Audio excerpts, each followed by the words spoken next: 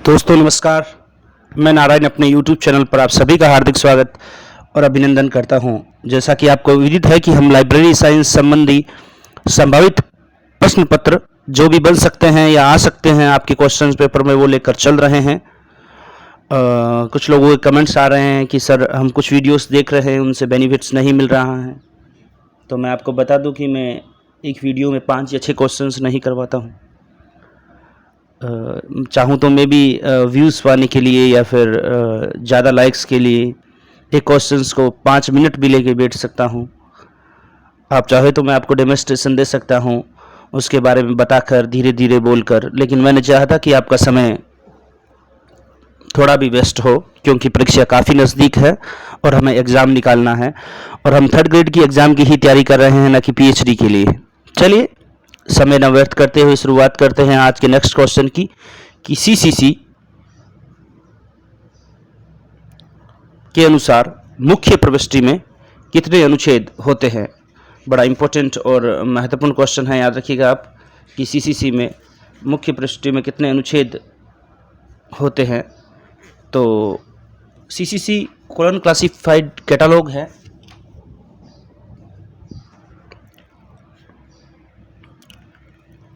और इसमें 6 अनुच्छेद होते हैं। कौन कौन से अनुच्छेद होते हैं मैं आपको बता देता हूँ। LHT, NTA जैसे नेट होता है वो मैंने ऐसे याद रखा है। LHT leading section, H heading section, LHT और T का टाइटल सेक्शन, LHT N का मतलब note section, A accession number और T ट्रेसिंग। ये 6 सेक्शंस होते हैं CCC में मुख्य प्रविष्टि के अनुसार। और वहीं अगर मैं DDC की बात करूं, ACR की बात करूं, तो उसमें कितने अनुच्छेद होते हैं ये आप मुझे कमेंट बॉक्स में ज़रूर बताइएगा। चलिए नेक्स्ट क्वेश्चन की तरफ बढ़ते हैं। ACR 2 में शीर्षक भाग हेतु किस पद का चयन किया जाता है। यानी यहाँ टाइटल की बात हो रही है। ACR Anglo American cataloguing code है, जिसका निर्माण 1967 में फर्स्ट आया था। ACR सेकंड 1978 में आया था। उसके बाद में वो दो ACR सेकंड के 2 अपडेट वर्जन आए थे जो 1988 और 1999 में आए थे, ये आप याद रखिएगा। तो प्रावधानों के अनुसार लेखक, कॉर्पोरेट बॉडी और टाइटल, ये तीनों ही टाइटल भाग के अंतर्गत आते हैं, आप याद रखिएगा। नेक्स्ट क्वेश्चन है कि CCC में शीर्षक भाग, यानी CCC में अगर शीर्षक टाइटल बनाना है तो आप सभी को पता है कि उसमें कोल नंबर का प्रयोग किया जाता है। कोल नंबर 3 वस्तुओं का संग्रह होता है जी। CBC मैंने आपको बता रखा है। C का मतलब क्लास नंबर, B का मतलब बुक नंबर और फिर C का मतलब कलेक्शन नंबर। ये 3 चीज़ें शीर्षक भाग यानी टाइटल के लिए CCC में प्रयोग की जाती हैं। वहीं ACR में कॉर्पोरेट बॉडी और टाइटल उपयोग किया जाता है। ये दोनों में डिफरेंस है, शायद अब आप डिफ्रेंशिएट कर पा रहे हैं। चलिए नेक्स्ट क्वेश्चंस की तरफ बढ़ते हैं। ACR सेकंड में संकेतन यानी ट्रेसिंग की बात हो रही है। ACR सेकंड में अगर हम जो 1978 में आया था, और उसमें अगर ट्रेसिंग की बात की जाए तो उसमें मुख्य प्रविष्टि के सबसे नीचे जो भाग होता है वहाँ पर होता है, जबकि CCC में आप ट्रेसिंग देखोगे तो पीछे होता है। ट्रेसिंग का मतलब जो भी हमने एंट्रीज की है उसका हम सार संग्रहण लिखते हैं कि ये एंट्रीज यहाँ पे की गई हैं, इसके बारे में हमने वर्णन किया है। तो ट्रेसिंग को पढ़ के पता लगाया जा सकता है कि कौन सी एंट्रियों का यहाँ पर प्रयोग किया गया है। तो ACR में वो जो कार्ड होता है, कैटलॉग कार्ड, जिसका साइज हम पढ़ रहे हैं 12.5 इंटू 7.5 सेंटीमीटर या 3 इंटू 5 इंचेस, उसके नीचे किया जाता है। वहीं CCC में मुख्य प्रविष्टि कार्ड के पिछले भाग में। अगला क्वेश्चन भी यही है कि CCC में संकेतन कार्य मुख्य प्रविष्टि के किस भाग में किया जाता है। तो ये मुख्य प्रविष्टि में कार्ड के पिछले भाग में यानी पीछे की तरफ किया जाता है। दोनों इंपॉर्टेंट क्वेश्चन हैं, दोनों ही क्वेश्चन कई बार एग्जाम में पूछे जाते हैं। नेक्स्ट क्वेश्चन 511 कि CCC में संकेतन के बाई ओर के हिस्से को किसके लिए छोड़ा जाता है।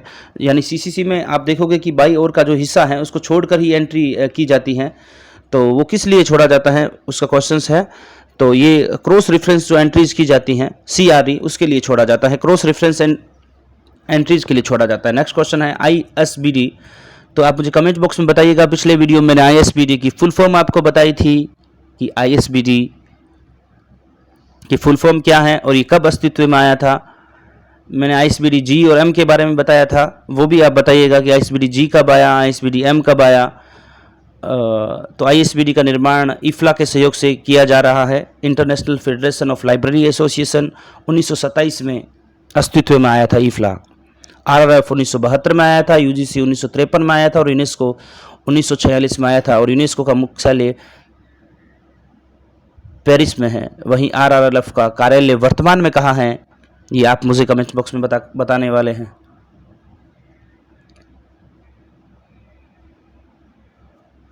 नेक्स्ट क्वेश्चन कि मार्क परियोजना की शुरुआत लाइब्रेरी ऑफ कांग्रेस द्वारा किस संस्था के सहयोग से की गई। मार्क दो संस्करण आए हैं, मार्क फर्स्ट और मार्क सेकंड। मार्क फर्स्ट 1966 में आया था, वहीं मार्क सेकंड 1969 में आया था। और मार्क की फुल फॉर्म क्या है, कई बार पूछी जाती रही है, पिछले वीडियोस में भी मैंने बताया है मार्क की फुल फॉर्म। आप मुझे कमेंट बॉक्स में ज़रूर बताइएगा कि मार्क की फुल फॉर्म क्या है। और मार्क का परियोजना की शुरुआत लाइब्रेरी ऑफ कांग्रेस इफ्ला के सहयोग से इस परियोजना को संपूर्ण कर रहा है। Next question, ISBD international standard book number, इसका फुल फॉर्म होता है। आईएसबीएन कब अस्तित्व में आया और वर्तमान में आईएसबीएन में कितने अंक होते हैं, ये भी आप मुझे कमेंट बॉक्स में बताने वाले हैं। आईएसबीएन की फुल फॉर्म में बोल चुका हूं क्वेश्चन के साथ ही। International standard book number, option A will be the correct answer.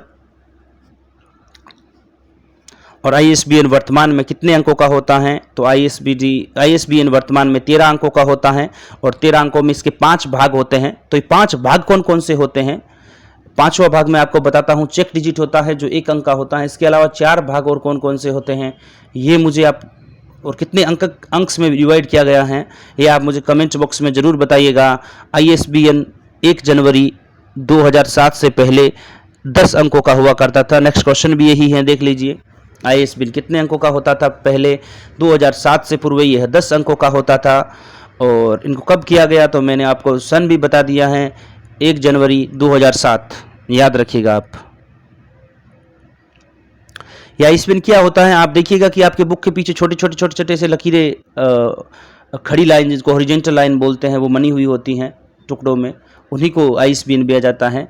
ये इंटरनेशनल स्टैंडर्ड बुक नंबर है। ये आपको बता रहा है कि आपकी पुस्तक कहाँ पर क्या अंक उनको जो अंतर्राष्ट्रीय मानक है उनके द्वारा प्रदान किए हुए हैं, उसके बारे में ये आपको जानकारी देती हैं। ये वर्तमान में 13 अंक का होता है। 13 अंकों को 5 भागों में बांटा गया है, यानी जो लाइन्स होती हैं छोटी छोटी, उन 13 लाइन्स को 5 बार स्पेस देके 5 भागों में बांटा गया है, ये भी आप याद रखिएगा। नेक्स्ट क्वेश्चन है आईएसएसएन, इसका full form international standard serial number. याद रखिएगा, इंटरनेशनल स्टैंडर्ड सीरियल नंबर जो पत्र पत्रिकाओं के लिए काम में लिया जाता है, ये कितने अंकों का होता है, तो इनके अंकों की बात की जाए तो ये 8 अंकों का होता है। आप याद रखिएगा, international standard serial number. ISBN के 13 भागों का, जैसे मैंने क्वेश्चंस जैसे मेरे को याद कर रखे हैं, मुझे पता है कि आईएसबीएन 13 भाग कितने भागों में बंटा होता है, तो ये 5 भागों में बंटा हुआ होता है। 13 अंकों के में ये प्रश्न आया था मेरे जब मैंने एग्ज़ाम दिया था लाइब्रेरियन का, मैंने जब क्लियर किया था। और नेट के एग्ज़ाम में भी आ रखा है कि 13 अंकों का आईएसबीएन में कितने चेक डिजिट होते हैं, तो एक अंतिम संख्या चेक डिजिट होता है।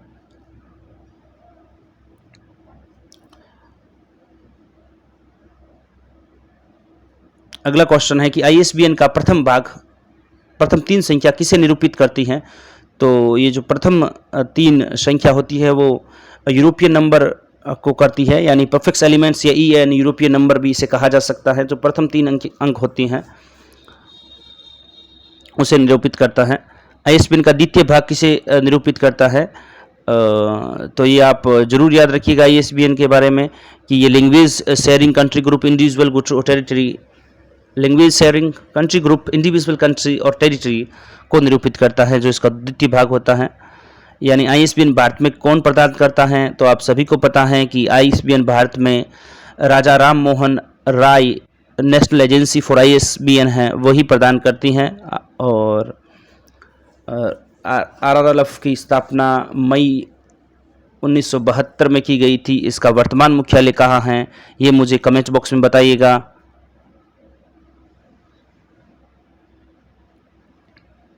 यानी नेक्स्ट क्वेश्चन है कि राजा Ram Mohan Roy national agency for ISBN का आईएसबीएन प्रदान करने वाला कार्यालय कहाँ अवस्थित है। बड़ा अच्छा क्वेश्चन जो मैं बार बार पूछ रहा वही आ गया। तो ये आईएसबीएन प्रदान करने वाला जो कार्यालय है राजा राम मोहन रॉय नेशनल एजेंसी का, वो नई दिल्ली में स्थित है। आप याद रखिएगा, नई दिल्ली में। ऑप्शन बी करेक्ट आंसर रहेगा, नई दिल्ली में स्थित है। और ये नई दिल्ली कब स्थानांतरित किया गया ये भी पूछा जाता है, और नेक्स्ट क्वेश्चन भी यही है कि नई दिल्ली में कब स्थानांतरित किया गया था। इससे पहले ये कोलकाता में हुआ करता था।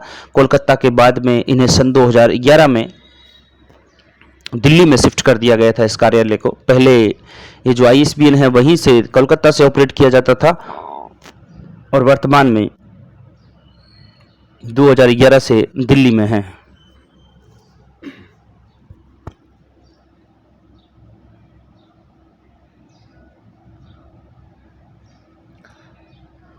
नेक्स्ट क्वेश्चन है कि राजा Ram Mohan Roy national agency for ISBN किसके अंतर्गत कार्य करती हैं। तो ये डिपार्टमेंट और हायर एजुकेशन MHRD के अंतर्गत कार्य करती हैं। नेक्स्ट क्वेश्चन है कि भारत में ISSN प्रदान करने वाली संस्था कौन सी है। ISSN बता दिया मैंने, इंटरनेशनल स्टैंडर्ड सीरियल नंबर, जो 8 अंकों का होता है। जो पत्र पत्रिकाओं में जो अंक दिए हुए होते हैं उन्हें ISSN किया जाता है, और बुक्स में होता है उन्हें ISBN किया जाता है। ISBN 13 अंकों का होता है।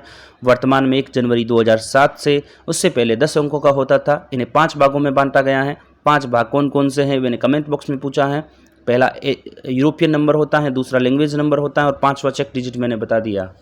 बाकी थोड़ी तो आप भी मेहनत कर लीजिएगा, बार बार पढ़िएगा और बार बार देखिएगा। इससे ज़्यादा और अधिक किसी भी कंपटीशन में नहीं आएगा। चाहे आप राजस्थान लाइब्रेरियन की कर रहे हो, चाहे KVS की कर रहे हो, चाहे NVS की तैयारी कर रहे हो, और नेट के लिए तो ये रामबाण रहेगा। क्योंकि मैंने इतना ही पढ़कर जो मैं बता रहा हूँ उतना ही नॉलेज वास्तव में मेरे को है, और उससे मैंने 3 बार नेशनल टेस्टिंग एजेंसी का एग्ज़ाम क्लियर किया है, और इस बार भी मैंने दिया है। हो सकता है चौथी बार भी क्लियर हो। Next question, NASL national science library का मुख्यालय कहाँ अवस्थित है। तो नेशनल साइंस लाइब्रेरी का मुख्यालय नई दिल्ली में स्थित है। ये आप और हमें सबको पता होना चाहिए। नेक्स्ट क्वेश्चन है कि library of Congress subject heading शीर्षक सूची की प्रथम संस्करण का प्रकाशन कब किया गया था। तो ये आप याद रखिएगा, LCSH यानी library of Congress subject heading का शीर्षक सूची का प्रथम संस्करण है वो 1898 यानी 1898 में प्रकाशित किया गया था।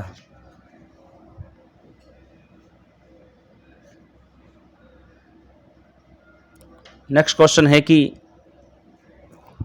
जो library of Congress subject heading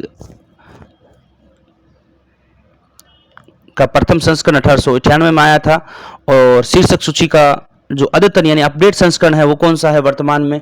तो वर्तमान में अगर हम बात की जाए तो अपडेट संस्करण इसका 41वां संस्करण है, 41वां संस्करण है। Option D will be the correct answer, आप देखिएगा। नेक्स्ट क्वेश्चन है कि LCSH यानी library of Congress subject heading जिसके 41 संस्करण आ चुके हैं, प्रथम संस्करण 1898 में आया था। जो 41वां संस्करण प्रकाशित किया गया था वो PDF स्वरूप में उपलब्ध था, यानी पोर्टेबल डॉक्यूमेंट फॉर्मेट में उपलब्ध था। PDF की फुल फॉर्म है, कई बार पूछी जाती है लाइब्रेरी साइंस में भी। और ये कब PDF स्वरूप में प्रकाशित हुआ था, तो ये 2019 में आया था। यानी आज से जब हम पिछली बार 2000 लाइब्रेरियन की एग्ज़ाम की तैयारी कर रहे थे 18 वाले में, तब इसका 41वां संस्करण PDF स्वरूप में आया था 2019 में, जिसका एग्ज़ाम हुआ था। नेक्स्ट क्वेश्चन है Sears list of subject heading, जिसके निर्माता सीयर्स महोदय ही कहा जाता है। Sears list of subject heading का प्रथम प्रकाशन किस वर्ष आया था। बड़ा इंपॉर्टेंट क्वेश्चन है, पिछली बार नेक्स्ट में पूछा गया था, तो 1923 में आया था, आप याद रखिएगा। और ये SLSH का निर्माण का श्रेय सीयर्स महोदय को जाता है, जैसा नाम से ही स्पष्ट है। और इसका प्रकाशन है SLSH यानी Sears list of subject heading को किस पब्लिकेशन द्वारा प्रकाशित किया जाता है। तो ये हमारे HW विल्सन महोदय द्वारा प्रकाशित किया जाता है। नेक्स्ट क्वेश्चन, इसका ऑप्शन बी OCLC है। OCLC का वर्तमान प्रकाशन कौन कर रहा है? Online computer library centre. OCLC का वर्तमान प्रकाशन ये DDC का कर रहा है। और IFLA international federation of library heading जो 1927 में आया था, IFLA का मुख्यालय कहाँ है? ये मुझे कमेंट बॉक्स में ज़रूर बताइएगा। नेक्स्ट क्वेश्चन है कि CS list of subject heading जो 1923 में आया था, CS महोदय द्वारा ये किस प्रकार के पुस्तकालय हेतु उपयोग किया जाता है, यानी किस प्रकार में के पुस्तकालय के लिए ये जो पद्धति हैं वो उपयोग में आती हैं। तो आप याद रखिएगा, छोटे और मध्यम आकार के पुस्तकालयों के लिए, जो छोटे और मध्यम होते हैं, बड़े आकार के पुस्तकालयों के लिए तो DDC ही आज भी प्रयोग में ली जा रही हैं और कई जगह CC भी काम में ली जा रही है कई देशों में। और भारत में याद रखिएगा कि भारत में DDC उपयोग की जाती है और DDC का 19वां संस्करण काम लिया जा रहा है। नेक्स्ट क्वेश्चन, विषय शीर्षक निर्माण। हम सभी को पता है कि विषय शीर्षक निर्माण की जो वैज्ञानिक पद्धति है वो रंगनाथन महोदय द्वारा विकसित की गई थी, जिसमें चेन प्रोसीजर का उद्भव हुआ था। वो किस वर्ष हुआ था, ये हमें क्वेश्चन में पूछा है। तो ये आप याद रखिएगा 1938 में, यानी 1938 में चेन प्रोसीजर का उद्भव रंगनाथन महोदय द्वारा विषय निर्माण की विधियों द्वारा किया गया। विषय निर्माण की कितनी विधियां हैं ये कमेंट बॉक्स में मुझे जरूर बताइएगा।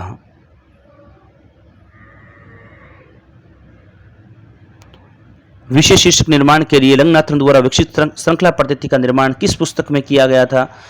तो ये थ्योरी ऑफ कैटालॉग में किया गया था। और थ्योरी ऑफ कैटालॉग कब प्रकाशित हुई थी ये मुझे आप कमेंट्स बॉक्स में बताइएगा। नेक्स्ट क्वेश्चन, श्रृंखला पद्धति में विषय निर्माण की कितने चरणों वाली प्रक्रिया होती हैं? तो ये 6 चरणों की एक प्रक्रिया है। श्रृंखला प्रक्रिया में विषय निर्माण 6 चरणों वाली प्रक्रिया है। ये 6 चरण कौन कौन से होते हैं? यदि कोई विद्यार्थी बता पाए तो अच्छा है, नहीं तो मैं अगले वीडियो में 6 चरण एक्सप्लेन करूंगा। मैं देखना चाहता हूं आपकी तैयारी कैसी चल रही है। मैं पढ़ाने के साथ साथ आपको भी रिवाइज करवाता रहता हूं आपका स्टडी मटेरियल। और अगर आप वीडियोस को देख रहे हैं तो एक बार शेयर जरूर कर दीजिएगा, सब्सक्राइब कर दीजिएगा, लाइक कर दीजिएगा। लाइक करने में आपका कुछ भी नहीं जाता है, सिर्फ एक बटन, जिससे मुझे मोटिवेशन मिलता रहे कि आप वाकई पढ़ना चाहते हैं। नेक्स्ट क्वेश्चन है कि पेरेंटल कैटालॉगिंग शब्द का प्रयोग सर्वप्रथम किसने किया गया था? तो पेरेंटल कैटालॉग का प्रयोग सर्वप्रथम हमारे SR रंगनाथन महोदय ने ही किया था, आप याद रखिएगा। और पेरेंटल कैटालॉग से आप क्या समझते हैं? तो ये प्रकाशन पूर्व सूचीकरण है। Option A will be the correct answer कि पेरेंटल कैटालॉग से क्या तात्पर्य है। तो ये प्रकाशन पूर्व सूचीकरण है पेरेंटल कैटालॉग। तो ये आज की हमारी वीडियो सीरीज थी जिसमें हमने विभिन्न प्रकार के क्वेश्चंस, चाहे वो ISBN हो, ISSN हो, और इसके अलावा CS list of subject heading, Congress list of subject heading और कैटलॉग्स के बारे में जाना, सब्जेक्ट हेडिंग्स के बारे में जाना और CC और DDC के बारे में कुछ तथ्यात्मक जानकारी हमने एकत्रित की। यदि वीडियो कैसा लगा कमेंट बॉक्स में ज़रूर बताइएगा और वीडियो को शेयर, सब्सक्राइब चैनल को और दोस्तों के साथ साझा ज़रूर करिएगा ताकि सभी सामूहिक रूप से इसका बेनिफिट ले सके। हम इसी प्रकार से टेस्ट सीरीज आगे भी लेकर आएंगे, सभी क्वेश्चंस आपको रिवाइज करवाएंगे। वीडियो में बने रहने के लिए आपका धन्यवाद।